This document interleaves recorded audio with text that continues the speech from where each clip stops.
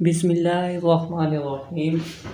आज की वीडियो में हम डिस्कस करेंगे अकाउंटिंग इक्वेशन। अकाउंटिंग इक्वेशन है क्या, मैंने प्रीवियस वीडियो में आपसे शेयर किया था कि अकाउंटिंग इक्वेशन जो है वो है assets is equal to liability plus owner equity. तो इसमें हम आज ऊपर दिखाया गया है, क्वेश्चन आपको दिया गया है कि उसमें कह रहा है कि Ahmed Shoaib start business on 1 Jan 2010 and his transaction for the month varies as follow. ठीक है, उन्होंने डाटा दिया है कि अहमद शुएब है तो वो बिज़नेस स्टार्ट करना चाहता है। उसने बिज़नेस स्टार्ट किया है 2010 में। तो इसमें हम कोई जनरल इंट्रीज नहीं करेंगे, ये एक अकाउंटिंग इक्वेशन है, इसमें सिंपल हमें ट्रांजैक्शन दी गई है। ठीक है, तो मैंने आपको बताया था कि जो एसेट्स होते हैं वो हमारे इक्वल होते हैं किसके, लायबिलिटीज़ प्लस ओनर इक्विटी के। ठीक है, तो फर्स्ट हमारे पास जो है 1 Jan की जो एंट्री है, ट्रांजैक्शन है, उसमें वो कह रहा है कि स्टार्ट कर रहा है, start business for cash. Ahmed ने स्टार्ट किया बिजनेस फॉर कैश। कितने से किया है? 5 लाख से। कितने से? 5 लाख से। तो कैश बिजनेस में आया है कारोबार में, तो हम यहाँ पे 5 लाख लिख देंगे, कैश आया है हमारे पास। और सेम ही कैपिटल क्रेडिट होता है, तो हम कैपिटल में लिख देंगे कि 5 लाख यहाँ पे कैपिटल हमारे पास आ गया है। ठीक है, तो ये हमारे पास कैपिटल है। ठीक है, नेक्स्ट सेकंड एंट्री देखें तो उसमें वो कह रहा है कि परचेज बिल्डिंग फॉर कैश। 3 जनवरी को कह रहा है कि परचेज बिल्डिंग फॉर कैश। कितने से उसने परचेज की है? 3 लाख से। तो 3 लाख परचेज की है हमने, कैश से की है, तो कैश हमारे पास 3 लाख चला गया, तो हम यहाँ से कैश में से माइनस कर देंगे और प्लस कहाँ से करेंगे? 3 लाख बिल्डिंग आई है, कितने की आई है? 3 लाख की। तो हम यहाँ पे 3 लाख ऐड करेंगे क्योंकि हमारा एसेट इंक्रीज हो गया है, और यहाँ से एसेट्स में माइनस हो गया क्योंकि कैश 3 लाख जो है वो चला गया है। ठीक है, तो अब इन तीनों का हम इनका टोटल कर लेंगे, टोटल करके नीचे बैलेंस करेंगे, हर ट्रांजैक्शन के बाद बैलेंस करेंगे। 5 लाख में से 3 लाख तो चला गया, जो बिल्डिंग हमने परचेज की थी, तो 2 लाख बकाया आ गया बैलेंस, और उसके बाद 3 लाख बिल्डिंग का सेम वैसे ही आ गया। और इसी तरह आगे आ जाए, 5 लाख कैपिटल का, वो 5 लाख ही आ गया। ठीक है, इन कैपिटल का बैलेंस जो है, इस साइड का बैलेंस इस साइड के बैलेंस से इक्वल आएगा, 2 लाख और 3 लाख टोटल 5 लाख। ठीक है, उसके बाद वो 6 में कह रहा है, 6 Jan को कह रहा है कि परचेज गुड्स फ्रॉम अली से परचेज किए। जब नेम आ जाए ना तब समझो कि हमने क्रेडिट में परचेज़ किए। किससे परचेज़ किए हमने? मिस्टर अली से फ्रॉम अली। कितने की परचेज़ की है? 5 लाख की। ठीक है, अब हम कैश से नहीं करेंगे माइनस। क्यों कैश से माइनस नहीं करेंगे? क्योंकि हमने उधार पे जो है वो परचेज़ की हैं।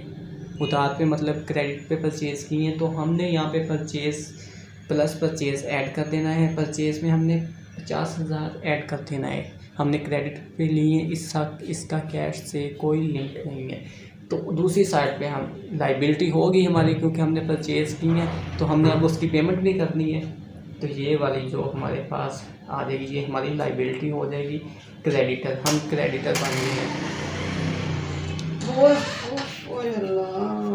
और ये हमारी है लायबिलिटी। ठीक है, अब हमने क्योंकि हमने 50,000 की यहाँ से परचेज़ की है, और यहाँ पे हमारे पास लायबिलिटी में क्रेडिटर आ गया, क्योंकि हम क्रेडिटर हैं, हमने पे करना है। बिज़नेस ने जो परचेज़ किया है उसने जो है पेमेंट करनी है 50,000 की। ठीक है, तो यहाँ पे आ गया। अब इनका बैलेंस हो जाएगा, 2 लाख सेम आ गया नीचे, 3 लाख सेम आ गया, 50,000 सेम आ गया। ये हो गया 2 लाख, 3 लाख और 50,000, 3 लाख 5 लाख 50,000 हो गया।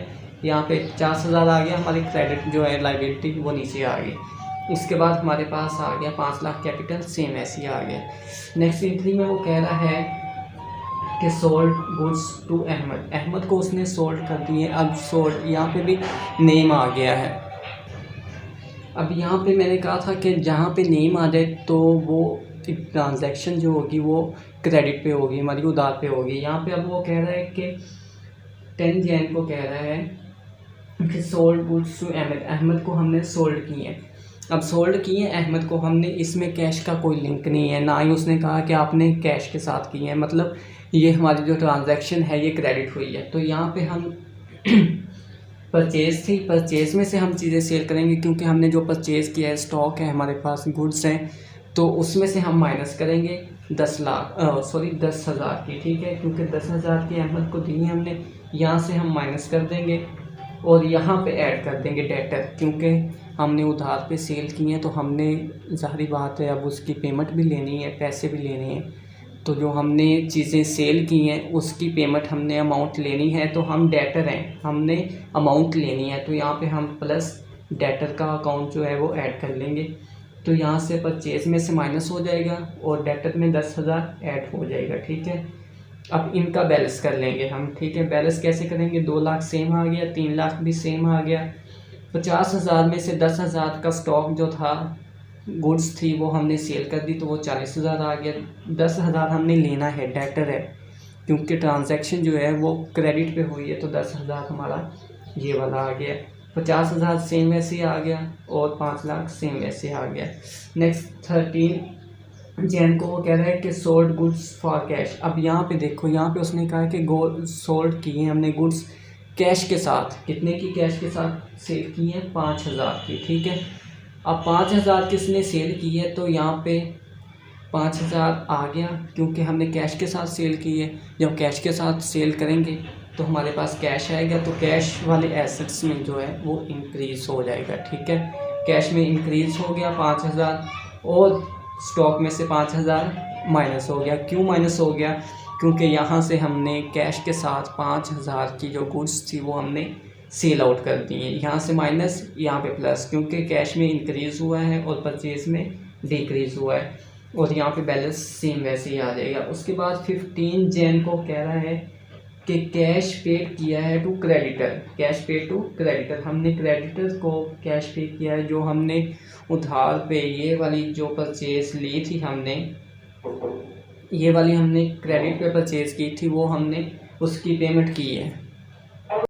हमने यहाँ पे अब 20,000 कैश में से दिया है, क्योंकि क्रेडिटर की हमने अमाउंट, जो क्रेडिटर था जिससे हमने परचेज़ की थी ये वाली, उसे हमने 20,000 जो है वो पेमेंट कर दी है, ठीक है, पेड कैश।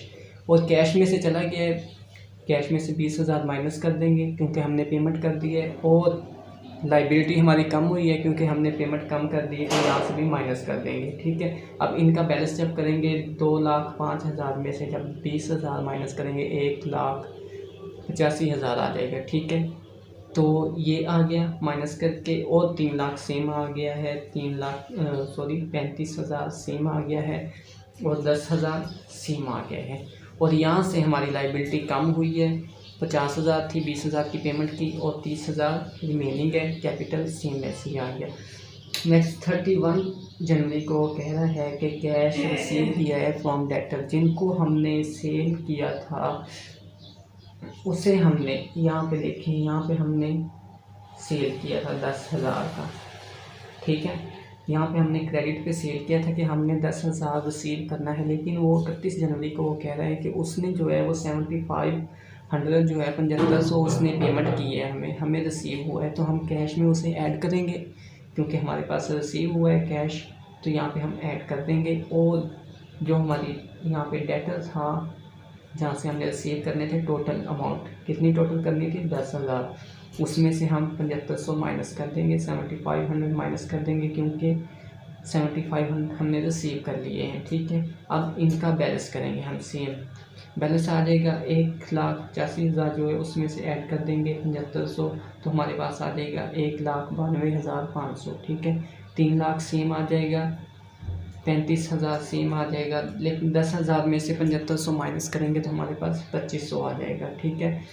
इनका टोटल इक्वल आएगा इसके टोटल के, इनके टोटल के, तो इनका 3 लाख सेम आ गया, 5 लाख सेम, तो टोटल करते हैं तो 5,30,000 हमारे पास टोटल आता है, ठीक है। तो यहाँ पे अगर प्लस करते हैं तो ये प्लस करें तीनों को तो हमारे पास इसका टोटल आ जाएगा। तो यहाँ पे प्रूव भी हो रहा है कि एसेट्स जो हैं वो इस इक्वल टू हैं liability plus owner equity. Assets का ये बैलेंस है और लाइबिलिटी प्लस ओनर इक्विटी या लायबिलिटी प्लस कैपिटल का आंसर ये है। तो यहाँ पे हमारे दोनों साइडों का जो बैलेंस है वो इक्वल आ रहा है।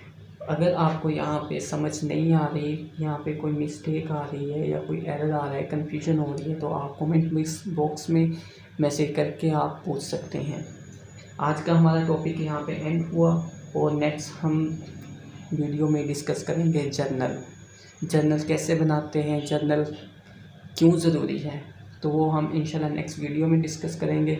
आज के लिए इतना। और अगर आपको वीडियो पसंद आई हो एंड सब्सक्राइब ज़रूर करिएगा। अल्लाह हाफिज़।